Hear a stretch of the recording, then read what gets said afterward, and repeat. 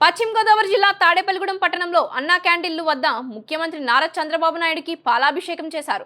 ఈ కార్యక్రమంలో పాల్గొన్న ఎమ్మెల్యే బొలిశెట్టి శ్రీనివాస్ మరియు టీడీపీ ఇన్ఛార్జ్ వలవల మల్లికార్జునరావు పాల్గొన్నారు. ముఖ్యమంత్రి చంద్రబాబు విగ్రహానికి పాలాభిషేకం చేసి మాజీ ముఖ్యమంత్రి ఎన్టీఆర్ కి నివాళులర్పించిన ఎమ్మెల్యే బొలిశెట్టి శ్రీనివాస్, మా ముఖ్యమంత్రి నారా చంద్రబాబు నాయుడు గారు ప్రజలకు ఇచ్చిన వాగ్దానాల్లో 5 వాగ్దానాలని ఆయన మొట్టమొదటి సంతకాలుగా ఇచ్చుకుని ఈ అన్నా క్యాంటీన్ ద్వారా ఈ అన్నా క్యాంటీన్లు అన్ని కూడా పునరుద్ధరించాలని చెప్పడం జరిగింది. దానికి కూడా సంతకం పెట్టడం కూడా జరిగింది.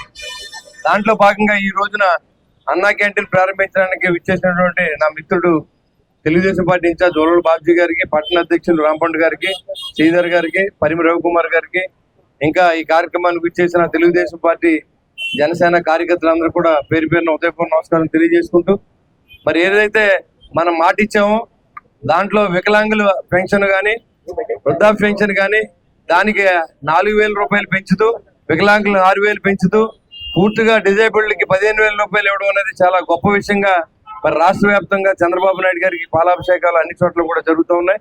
దాంట్లో భాగంగా ఇవాళ అన్నా క్యాంటీన్ తాడేపూడిలో అన్ని చోట్ల అన్నా క్యాంటీన్ ఓపెన్ చేయడం, ఆ కార్యక్రమాన్ని ప్రారంభించాం. దాంట్లో పాలాభిషేకం, ఆయనకి పాలాభిషేకం చేయడం, మరి ఈ కార్యక్రమాలన్నీ కూడా మరి ఆయన చేసిన దానికి ప్రజలంతా కృతజ్ఞతగా 5 సంవత్సరాలు పట్టింది ఇవాళ వాళ్ళు 3,000 రూపాయలు ఇవ్వడానికి. 5 సంవత్సరాలకి ఇవాళ చంద్రబాబు నాయుడు గారు 1 సంవత్సరంలో ఈ నెలలో 7,000 తీసుకోబోతున్నారు. అంటే 4,000 రూపాయలు ఇప్పుడు, 3,000 రూపాయలు పాతవి కూడా కలిసి. మరి అది ప్రజా పరిపాలన, ప్రజాస్వామ్యాన్ని బతికించిన ఈ కూటమిలో మరి దీని సారథ్యం ఇచ్చిన చంద్రబాబు నాయుడు గారి నాయకత్వంలో ఇంకా మరి రాబోయే రోజుల్లో ఈ పోలవరం ప్రాజెక్టులు కానీ ఇలాంటివి కూడా ఆయన జరగడానికి మరి సోమవారం పోలవరంగా మార్చుకుని మన వస్తున్న ఆయన కూడా మరి అందరూ కూడా ప్రజలు గమనిస్తూ ఉన్నారు.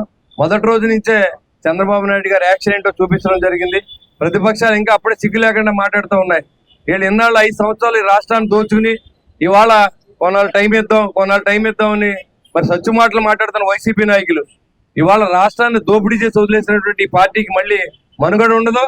ఇకుండా ఎమ్మెల్యే అయితే మరి ఇంక చెప్పక్కర్లేదు. మాజీ ఎమ్మెల్యే అంటే మరి అలవాటైపోయింది తిట్టి.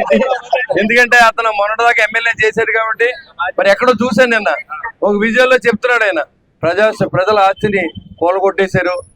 ఏదో శిలాపాలకం ఎవడో పగలగొట్టాడంట. దాన్ని తెలుగుదేశం పార్టీ వాళ్ళకి జనసేనకి సంబంధం అన్నాడు. సిగ్గులేని మనిషి. నిన్న కాక మొన్న సిగ్గు పెట్టారు.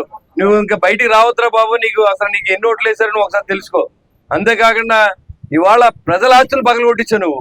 వరవల మల్లికార్జునరావు గారి బిల్డింగ్ ఎంత ఉంటది, దాన్ని 400-300 మంది పోలీసులు పెట్టి అప్పుడు సిగ్గులేదు నీకు.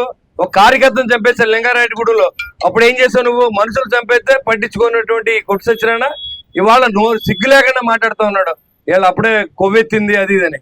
కొవ్వెత్తి నువ్వు ఎలా ఉన్నావు నీకు ఒకసారి చూసుకో. నీ కొవ్వంతా తీసేయడానికే మొత్తం అన్ని రికార్డులు కూడా తిందని ఆ పనిలో ఉన్నాను. ఆ కొవ్వు ఎలా తీయించాలో కూడా నేను అవసరమైతే ప్రభుత్వం ఎంక్వైరీ చేయించి ఎవరైతే ఈ డబ్బు తిన్నారో అందరితో కూడా రికవరీ చేయించి బాధ్యత నేను తీసుకుంటానని కూడా తెలియజేస్తా ఉన్నాను.